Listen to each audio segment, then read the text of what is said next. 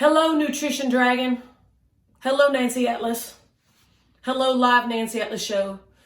My name is Inda Eaton, and I have been asked by the Nutrition Dragon to make something, to make a piece, a special health nutrition piece to commemorate the birthday of Nancy Atlas. We will be making one of my new favorites, beer bread. And it's hard to say in these times, what is a suitable time to day drink? Used to be 4, sometimes with different time zones, it's 5, 3, it really depends.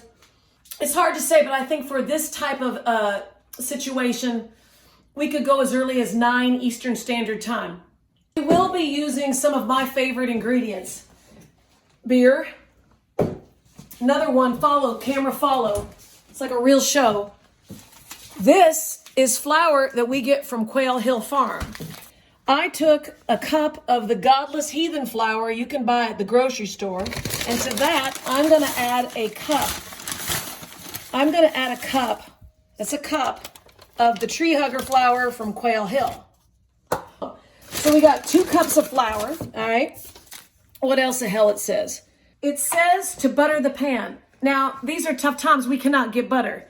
A neighbor went and got this no-brand canola oil spray. Usually, I don't really like this stuff. Just spray the hell out of that. Let's just goose this up. Let's just grease this up. Okay, back to me. It works. So we grease the pan. Now the recipe calls for a beer.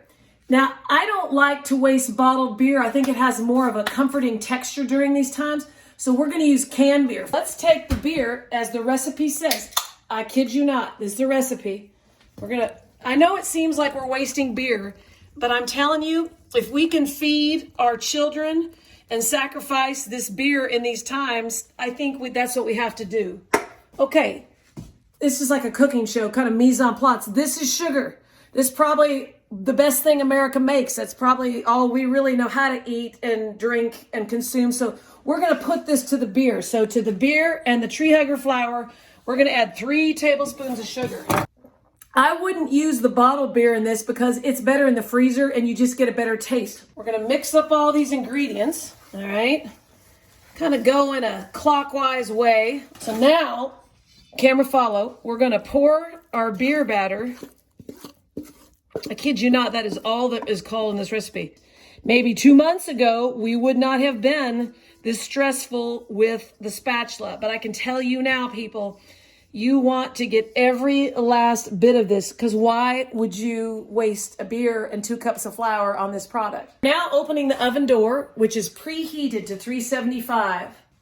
I will now place this, I think they call it a bread pan. I'm going to place the bread pan in the oven and we shall see what happens. Yeah, like that. Back like that. The set. Yep.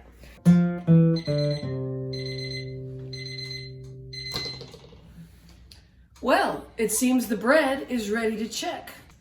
I will get my hairnet, my shelter-in-place hairnet.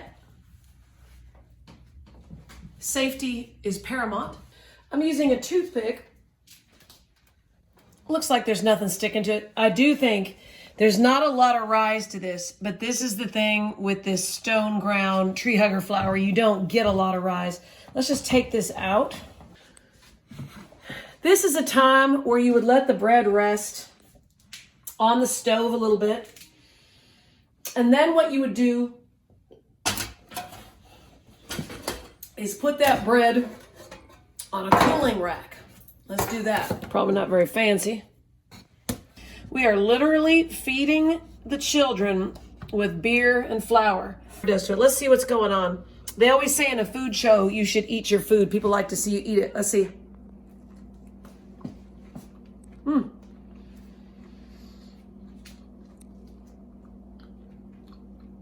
You're probably thinking this looks like banana bread. It's got that kind of texture. But honest to God, probably could have used some salt. I would put a real sharp cheddar on here. Put a sharp cheddar on here. Oh, this works. You know what?